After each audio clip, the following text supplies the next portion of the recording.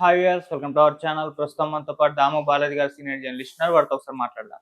Sir నమస్కారం. Sir Pawan Kalyan గారి పైన 2 కేసులు అయితే నమోదు చేశారు సార్. ఒకటి వైసీపీ వాళ్ళు పెట్టారు, ఇంకోటి లిబరేషన్ ఆఫ్ కాంగ్రెస్ పార్టీ అనే పార్టీ నుంచి పెట్టారు.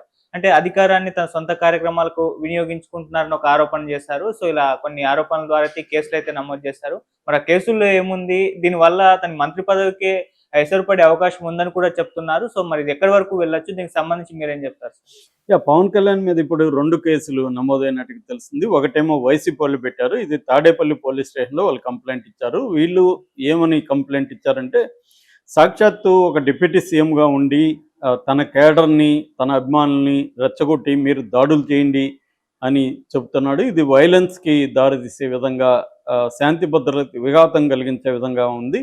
కాబట్టి ఇతని మీద చర్య తీసుకోవాలని కేసు పెట్టారు. అందులో కొంత వాస్తవం ఉంది. ఎందుకంటే పవన్ కళ్యాణ్ మీరు సెన్సిటివ్గా ఉంటారు, నా అభిమానులు బాధపడుతుంటారు, మీరు అలా బాధపడకండి, ఎక్కడికక్కడ నెగిటివ్ రివ్యూలు ఇచ్చే వాళ్ళ మీద దాడి చేయండి అని మాట్లాడాడు. మేబీ ఆయన ఉద్దేశం కౌంటర్ చేయమని కావచ్చు. కౌంటర్ చేయమని అయితే కౌంటర్ చేయమని చెప్పాలి తప్ప దాడి అనే పదం వాడడం అనేది కరెక్ట్ కాదు. కౌంటర్ చేయండి అని కౌంటర్ చేయడంలో తప్పులేదు. ఎందుకంటే పవన్ కళ్యాణ్ సినిమా మీద కావాలనే పనిగట్టుకొని నెగిటివ్గా ప్రచారం చేస్తున్నారు చాలామంది. వాళ్ళకి కౌంటర్ ఇవ్వాల్సిన అవసరం ఖచ్చితంగా ఉంది, అది చేయొచ్చు. అంతేగాని దాడి అనేసరికి ఫిజికల్గా దాడికి వచ్చే అవకాశం ఉంది. ఆ మధ్య కూడా మన మీద ఒక హీరో, మన ఛానల్కి హీరో ఫ్యాన్స్ వచ్చారు. అది కరెక్ట్ కాదు. వాళ్ళు మన ఛానల్లో మన వ్యూస్ ఏమన్నా చెప్తే దాన్ని వాళ్ళు వాళ్ళ ఛానల్లో చెప్పచ్చు, మన ఛానల్లో కూడా చెప్పచ్చు. వాళ్ళు వచ్చి మనం ఆ స్పేస్ ఇస్తాం. ఇప్పుడు వచ్చి పవన్ కళ్యాణ్ నేను రివ్యూ చెప్పాను, ఈ రివ్యూ చెప్పింది దాము బాలాజీ రివ్యూ చెప్పింది బాగాలేదని మన ఛానల్లోనే వచ్చి వాళ్ళు చెప్పచ్చు. మనం దానికి ఏమి నాతో కూడా డిస్కస్ చేసి కావాలంటే ఐఎమ్ రెడీ.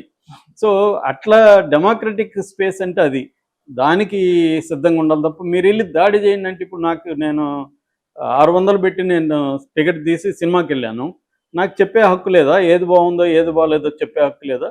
నేను ఒక సోప్ వాడతాను 100 రూపాయలు పెట్టి, ఆ సోప్ బాగాలేదని చెప్పే హక్కు లేదా నాకు? నేను బాగాలేకపోతే కేసు కూడా వేయచ్చు కన్జ్యూమర్ ఫోరంలో. నన్ను మోసం చేశారు వీళ్ళు, నాకు చాలా బాగుంటుంది అన్నాడని కన్జ్యూమర్ ఫోరంలో వేయచ్చు. రేపు సినిమా కూడా నాకు బాగుందని చెప్పారు, పవన్ కళ్యాణ్ చెప్పడం వల్ల నేను వెళ్ళానని నేను కన్జ్యూమర్ ఫోరంలో కూడా వేయచ్చు. That is our right as a కన్జ్యూమర్గా. సినిమా ప్రేక్షకుడు కూడా కన్జ్యూమరే. సో అవేవి లేకుండా పవన్ కళ్యాణ్ ఇలా రెచ్చగొట్టడం అయితే కరెక్ట్ కాదు. సో మరి కానీ ఇప్పుడు వాళ్ళ గవర్నమెంట్ కాబట్టి వాళ్ళ మీద కేసులను ఎవరు కూడా రిజిస్టర్ చేయరు, ఎఫ్ఐఆర్ చేయరు, అది ఓకే. రెండవది, లిబరేషన్ కాంగ్రెస్ పార్టీ సంబంధించిన అధ్యక్షుడు విజయ్ కుమార్, ఆయన ఎక్స్ ఐఏఎస్ ఆఫీసరు, ఆయన చీఫ్ సెక్రటరీకి తర్వాత ఏసీబీ డీజీకి ఒక లెటర్ రాశాడు. దాని కాపీ చంద్రబాబు కూడా అటాచ్ చేశాడు. అందులో ఆయన కొన్ని లీగల్ పాయింట్స్ లేవనెత్తారు. అవి కొంత చర్చించాల్సిన లీగల్ పాయింట్స్, అవి కోర్టుకు కూడా ఆయన వెళ్తామంటున్నారు. కోర్టుకు వెళ్తే మాత్రం కొంత పవన్ కళ్యాణ్ ఇబ్బందులు ఎదుర్కొనే అవకాశాలు అయితే కనిపిస్తుంది. ఎందుకంటే గతంలో కూడా ఇలాంటి కోర్టు కేసులు ఉన్నాయి. వాళ్ళు లేవనెత్తిన పాయింట్లు ప్రధానంగా 3 పాయింట్లు: alleged misconduct, 2 conflict of interest, 3 misuse of government resources. Pawan Kalyan ఈ 3 రకాల నేరాలు చేశాడనేది వాళ్ళు అభియోగం. మొత్తం 7 పేజీల్లో డీటెయిల్గా వాళ్ళు ఏదో ఊరికి ఆరోపణలు చేయకుండా కాంక్రీట్గా వాళ్ళు చట్టాలను పేర్కొని ఏ చట్ట ప్రకారం ఇతను తప్పు చేశాడు అనేది, ఏ రూల్స్ ప్రకారం చేశాడు అనేది, అంటే legal and ethical both points of వ్యూస్లో అతను తప్పు చేశాడనేది విజయ్ కుమార్ గారు నిరూపించారు దాంట్లో. సో ఫస్ట్ వాళ్ళు చెప్పేది ఏంటంటే, ప్రతి మంత్రి కూడా మంత్రి ప్రమాణ స్వీకారం చేసేటప్పుడు కానీ మంత్రికి సంబంధించిన రూల్స్లో కానీ ఏముంటుందంటే, severe all connections short of divesting himself of the ownership with the conduct and management of any business in which he was interested before his appointment as minister. Minister కాకముందు అతను ఎటువంటి కమర్షియల్ వ్యాపారాల్లో ఉన్నప్పటికీ మినిస్టర్ అయినాక వాటన్నిటికీ దూరం దొలుగుతాను అనేది ప్రమాణం. సో మినిస్టర్గా ఉన్నప్పుడు ఎటువంటి కమర్షియల్ యాక్టివిటీల్లో లాభాలు రెవెన్యూ ఉండే బిజినెస్ల్లో అతను ఉండకూడదు, ఇది చట్టం చెప్తుంది. అట్లాగే AP civil service rule conduct 1964 చట్టం ప్రకారం పబ్లిక్ సర్వెంట్ ఈయన కూడా, మినిస్టర్ కూడా పబ్లిక్ సర్వెంటే, చీఫ్ మినిస్టర్ కూడా పబ్లిక్ సర్వెంటే. ఒక పబ్లిక్ సర్వెంటు అనే వ్యక్తి ఎప్పుడూ కూడా గవర్నమెంట్కి సంబంధించి పదవిలో ఉన్నప్పుడు వేరే రకమైన కమర్షియల్ పదవుల్లో ఉండకూడదు, కమర్షియల్ యాక్టివిటీలో ఉండకూడదు. సినిమా అనేది కమర్షియల్ యాక్టివిటీ కాబట్టి ఈయన సినిమాలో నటించడం తప్పు అవుతుంది. దీనికి సంబంధించి కర్ణాటక హైకోర్టు గతంలో ఒక గవర్నమెంట్ ఎంప్లాయీ సినిమాల్లో నటించినప్పుడు కర్ణాటక గవర్నమెంట్ అతన్ని తప్పని తేల్చింది. అట్లాగే స్టేట్ ఆఫ్ యూపీ వర్సెస్ వి రాజనారాయణ అనే కేసులో కూడా సుప్రీంకోర్టు ఈ పబ్లిక్ సర్వెంట్ అనేవాడు వేరే కమర్షియల్ యాక్టివిటీలో ఉండకూడదు. అందుకని చాలామంది బినామీలతో చేస్తుంటారు, వాళ్ళ భార్య పేరుతో ఇంకొకరి పేరుతో వ్యాపారాలు చేస్తుంటారు, కానీ వాళ్ళు ఉండడానికి లేదనమాట. ఒక ఐఏఎస్ ఆఫీసరు వేరే వ్యాపారంలో ఉండడానికి లేదు. సో ఇది రూల్స్ ఉంది కాబట్టి పబ్లిక్ సర్వెంట్ కాబట్టి ఈయన కమర్షియల్ యాక్టివిటీలో పాల్గొనకూడదని ఉంది. అట్లాగే ప్రివెన్షన్ ఆఫ్ కరప్షన్ యాక్ట్ 1988 ప్రకారం కూడా ఈయన ఇవన్నీ చేయడం రాంగ్ అనేది ఒకటి. అంటే కాన్ఫ్లిక్ట్ ఆఫ్ ఇంట్రెస్ట్, ఒక మంత్రిగా ఉన్నప్పుడు వేరే కమర్షియల్ యాక్టివిటీలో ఉండకూడదు.